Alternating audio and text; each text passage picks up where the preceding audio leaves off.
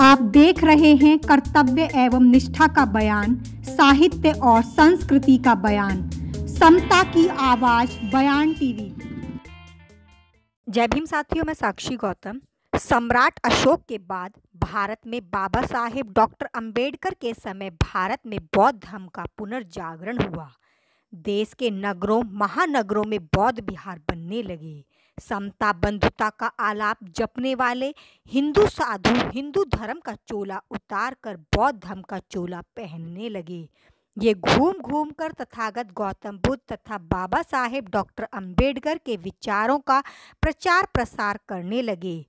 गांव देहात के दलित समाज के लोग बाबा साहेब का प्रचार प्रसार गीत व संगीत से करने लगे।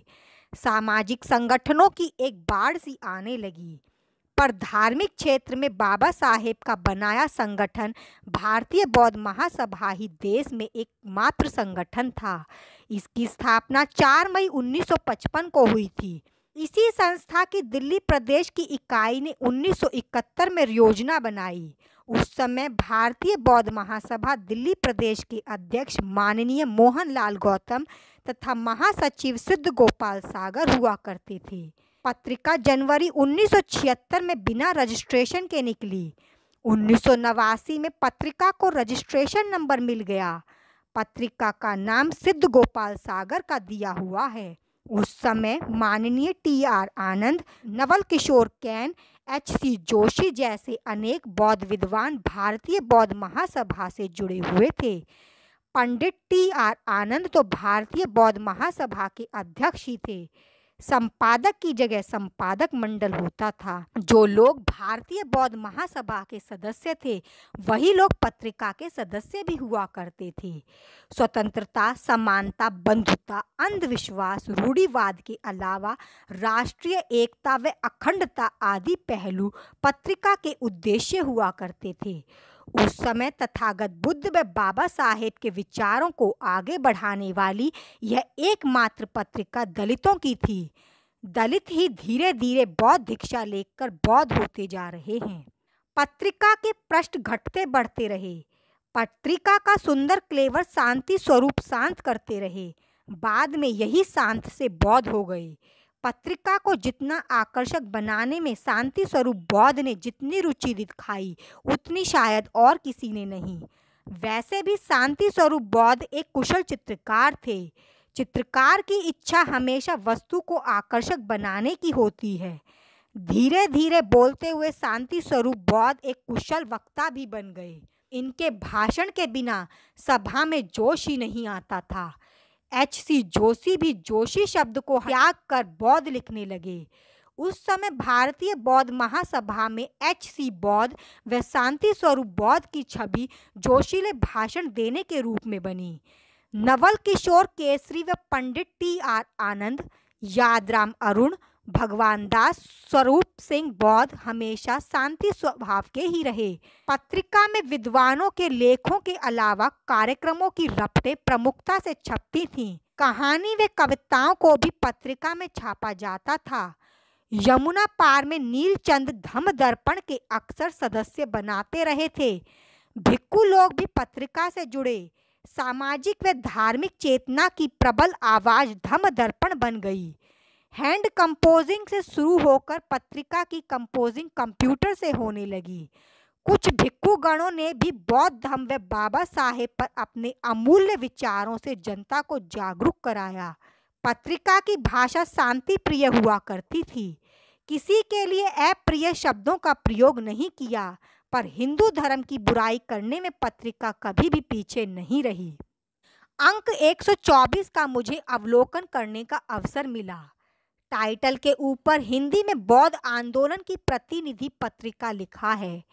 टाइटल के नीचे अंक 124 जुलाई सितंबर 2007 लिखा है। दाहिनी तरफ तथागत बुद्ध का चित्र है। बाहीं तरफ छोटे से वृत्त में बाबा साहेब डॉक्टर अंबेडकर की पत्नी के चित्र के साथ कुछ अन्य लोगों के चित्र भी अंकित हैं। कुल मिलाकर पत्रिका का कवर पृष्ठ बहुत ही आकर्षक है। आवरण सज्जा शांति कला निकेतन के द्वारा प्रस्तुत है। दूसरे पृष्ठ पर बाईं तरफ बुद्ध के उपदेश तथा दाईं तरफ बाबा के संदेश चित्र के साथ छपे हैं। तीसरा पृष्ठ अनुक्रमणिका का है। 5वें पृष्ठ पर स्वरूप चंद बौद्ध ने संपादकीय लिखा है। संपादकीय का मुख्य स्वर उत्तर प्रदेश में निजी प्रतिष्ठान में आरक्षण रहा है। प्रोफेसर ताराराम का आलेख भारतीय चिकित्सा विज्ञान के विकास में बौद्ध गुरुओं का अवदान नाम से लिखा गया एक महत्वपूर्ण आलेख है। उदयवीर सिंह की कहानी सुख व सीताराम सहयोगी की कविता भी इसी अंक में पढ़ी जा सकती है। पत्रिका में एक रूपता की कमी महसूस होती है। जहां खाली स्थान मिला वहीं किसी न किसी की कविता पेस्ट कर दी गई। अक्सर मुख्य पृष्ठ पर तथागत बुद्ध व बाबा साहेब के चित्र ही छपते थे, मगर जुलाई सितंबर 1978 के अंक के मुख्य पृष्ठ पर ऐसा नहीं है। धम्म दर्पण क्षैतिज जाकर न होकर ऊर्ध्व आकार लिखा गया है।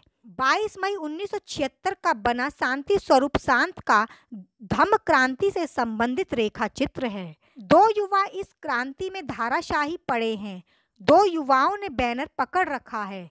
बैनर पर लिखा है कि 14 अप्रैल की छुट्टी घोषित करो। एक बौद्ध भिक्षु पचरंगा ध्वज लेकर आगे बढ़ रहा है। भिक्षु के पीछे बौद्ध हैं और आगे पुलिस। कुल मिलाकर संपूर्ण चित्र धम्म क्रांति का प्रतीक है। अंक का संपादकीय भी उक्त चित्र से संबंधित है। संपादक लिखते हैं कि बाबा साहेब डॉक्टर अंबेडकर ने देश के करोड़ों सदियों से पद दलित मूक अछूतों को अत्याचारियों के आगे अनुनय विनय करने और दया की भीख मांगने के बदले संगठित होकर आत्मविश्वास के साथ अपने पैरों पर खड़े होकर उन दुश्मनों से टक्कर लेने और निरंतर संघर्ष करते हुए सम्मानपूर्व अपने मानवीय अधिकारों को प्राप्त करने का मूल मंत्र दिया। यह अंक बहुत महत्वपूर्ण है। सत्यनाम सिंह का आलेख मान्यवर कांशीराम, बद्री नारायण व ब्रजेंद्र गौतम का लेख महासंग्राम में दलितों की भागीदारी, मंजू भारतीय व आनंद श्री कृष्ण के विचार आषाढ़ की पूर्णिमा पर अंकित हैं। अनिल बौद्ध की प्रस्तुति में भारतीय बौद्ध महासभा के कार्यक्रमों की रपटें चित्रों के साथ हैं। एक रपट समता सैनिक दल के चित्र के साथ पृष्ठ 36 पर अंकित है। पृष्ठ 43 पर भारतीय बौद्ध महासभा के आगामी कार्यक्रमों की सूचना छपी है। पीछे भी भारतीय बौद्ध महासभा का विज्ञापन है। पत्रिका पत्रकारिता की कसौटी पर कम विचारप्रद ज्यादा है। धन्यवाद।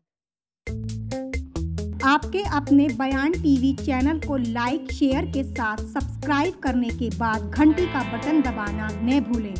जाते जाते अपनी कीमती राय कमेंट्स बॉक्स में जरूर लिखें।